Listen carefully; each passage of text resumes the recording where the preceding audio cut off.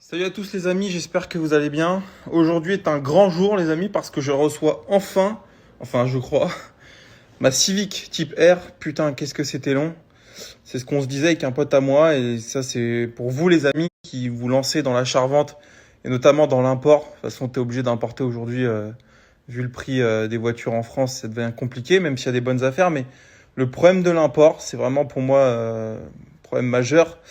Et ce qui fait que pour moi, ça sera jamais un business extrêmement lucratif, à moins d'avoir une trésor de plusieurs millions d'euros. Vous allez comprendre pourquoi. Je m'explique, mais en gros, quand tu achètes une voiture à l'étranger, tu as toujours un temps de latence entre le moment où tu l'achètes, tu la payes, le mec reçoit les fonds, le mec fait le nécessaire pour la désenregistrer là-bas dans leur système d'immatriculation. Alors ça dépend des pays. En Allemagne, il faut mais ça c'est rapide, mais en gros, ils vont en préfecture. En gros, ils vont en préfecture et ils désenregistrent l'IMAT et ensuite ils peuvent la vendre. Et aussi en Allemagne, ils ont un système où quand la voiture est financée, elle appartient encore à la banque, donc ils peuvent pas la vendre s'ils n'ont pas la grosse carte grise qu'ils doivent récupérer à la banque. Mais entre-temps, il faut qu'ils soldent le crédit. Enfin bon, c'est un peu une galère, mais en gros, entre le paiement au moment où la voiture est disponible et entre le moment où tu vas la récupérer ou t'envoies un transporteur, t'as au moins une semaine, 10 jours. Et c'est très long. Moi, la Civic, franchement, ça va faire au moins 10 jours que je l'ai payée. Je la reçois qu'aujourd'hui, donc je vais la mettre en annonce aujourd'hui. Le temps de la vendre, ça dépend, mais bon, on va dire 15 jours, 3 semaines. Le temps que le mec, parce que souvent les mecs, les acheteurs, ils font des crédits, donc tu as 15 jours encore de battement. En gros, entre le moment où tu la payes et tu reçois les fonds de la vente, tu as un mois et demi.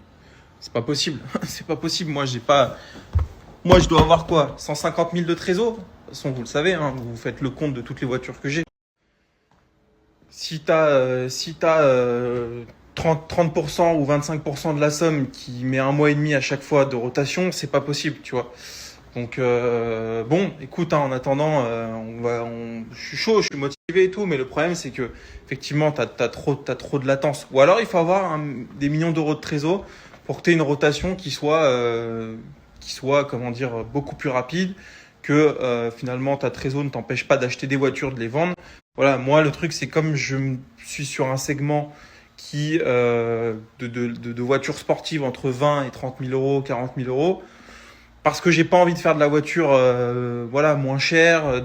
Voilà, c'est une activité vraiment annexe qui me permet de rapporter un peu d'argent, mais en même temps, je sais que c'est pas mon activité principale et je sais aussi que il faut qu'il y ait un minimum d'envie et de passion, c'est évident.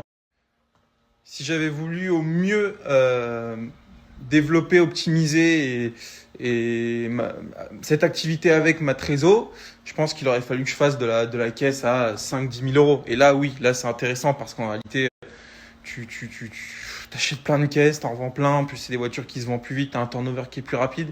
Le problème quand tu fais ce genre d'auto, c'est que t'importes pas des voitures à 5 000 euros, ça n'a aucun intérêt, tes coûts de transport, etc., ça te réduit ta marge. Il faut que tu bosses avec les concessions, les reprises, etc. Et le truc, c'est que ça, c'est un marché qui est bouché. Pour le coup, le sourcing, il est très très complexe parce que bah, tu dois aller faire des partenariats avec Renault, Hyundai, Honda, etc. Quand il faut une reprise, ils t'appellent en tant que marchand. Ouais, j'ai fait une reprise sur une caisse à 2000 balles. Est-ce que tu la reprends? Oui, non. Le problème, c'est que toutes ces concessions, ils ont déjà leur marchand historique, si je puis dire, des mecs qui sont là depuis 10, 15 ans. Moi, j'arrive, je peux pas tout de suite prendre une part de marché là-dedans, c'est pas possible. Donc je pense que c'est une story intéressante pour ceux qui se lancent là-dedans. Honnêtement, soit t'as minimum 300 400 000 de trésor, clairement. Soit t'es implanté et tu fais des partenariats avec des marchands. Ou alors, sinon, tu lèves des fonds. Mais bon, c'est impossible. Enfin, c'est impossible. C'est possible, évidemment, tout est possible. Mais il y a des grosses concessions, des gros garages d'achat-revente. Vous les connaissez tous, hein, qui se sont montés. Tu peux pas avoir cette activité-là, à moins de faire beaucoup de dépôt-vente, mais c'est pas très intéressant, c'est casse-couille le dépôt-vente, si t'as pas des millions d'euros d'investis direct. Voilà, c'est une évidence. Si tu veux faire du très haut de gamme, je veux dire. Donc pourquoi je dis ça? Parce que ça fait 15 jours que j'attends ma Honda Civic, là, et que je vais la recevoir aujourd'hui, alors que ça fait 15 jours que je l'ai payée. Ça fait 15 jours que j'ai 30 000 euros qui sont là, sur lesquels je peux pas que je peux pas compter pour acheter, revendre des voitures. C'est tout. C'est chiant, mais bon, c'est comme ça. Autre chose qui est chiant dans l'automobile, bon, c'est aussi chiant dans certains milieux, je pense, dans l'immobilier, mais dans l'immobilier, c'est encore différent parce que il y a des délais légaux que tu dois respecter, mais avant la vente d'un bien. Mais ce qui est chiant dans l'automobile, c'est que tous les gens financent des crédits, des trucs, des machins, et les banques, c'est hyper long à se mettre en place.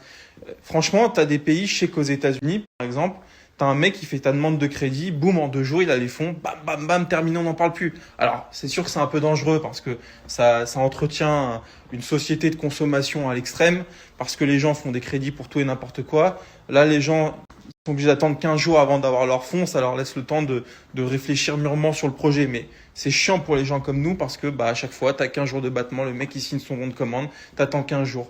Après, je critique pas du tout les gens qui font des crédits. Moi, chacun fait ce qu'il veut avec ses finances. Mais ce qui est sûr, c'est que pour les gens qui vendent, les marchands, etc., bon, c'est compliqué. C'est compliqué parce que en fait, quand tu as vendu une voiture, tu l'as pas réellement vendue avant 15 jours, quoi. Donc tu peux pas bam bam enchaîner. Non, c'est compliqué l'achat-revente. C'est un long processus. Comme tout, hein, comme tout entrepreneuriat, comme toute entreprise, c'est long, mais c'est frustrant parce que sérieusement, la différence entre d'autres entreprises, c'est que l'achat-revente, en tout cas me concernant, tu me donnes 3 millions d'euros, c'est con ce que je veux dire, c'est prétentieux, mais tu me donnes 3 millions, je te fais un fric monstre. Parce qu'en vrai, le sourcing, je le fais, je le connais tous les jours, je suis sur mobile, tous les jours, je suis sur des sites comme ça, et tous les jours, j'ai des coups de malade à faire, sauf que tous les jours, j'ai pas 100 000 balles de trésor qui soient dispo, tu vois. Alors que c'est pas une question, tu vois, de réputation, enfin un peu, mais c'est moins une question de réputation, de bouche à oreille, comme une autre entreprise traditionnelle, tu vois, Gabriel Automobile, ça a pris du temps parce que il faut se faire une réputation, il faut se faire un nom, faut nous le temps de se former, etc., etc. Bon là, moi non, c'est qu'une question d'argent en fait, et c'est frustrant. Voilà, c'est frustrant parce que en vrai, bon l'argent, tu me diras, c'est le nerf de la guerre, mais si tu veux le business, voilà, en fait, quand t'as compris deux trois trucs, où acheter des caisses, comment les vendre, c'est très simple. Donc bon, écoute, voilà, petite story ça fait longtemps que j'ai pas fait de story, mais c'était pour ceux qui voilà, se tâtaient à ouvrir une société d'achat-revente. Moi, vraiment, je pense que je le fais dans les bonnes conditions parce que j'attends pas grand-chose de ça, si ce n'est je fais mes 10, 12, 15 000 balles de bénéfice par mois, c'est mon objectif. Plus, ça serait compliqué avec ma trésor, ou alors il faudrait que vendre des voitures que j'ai pas envie de vendre, ou alors il faudrait que consacre plus de temps à cette activité. J'ai pas envie parce que j'ai d'autres activités qui pour moi sont à plus fort potentiel. Mais voilà, pour ceux qui veulent se monter dans cette activité à plein temps, il faut vraiment que vous dites, pardon, si je commence à parler comme ça va pas le faire du tout.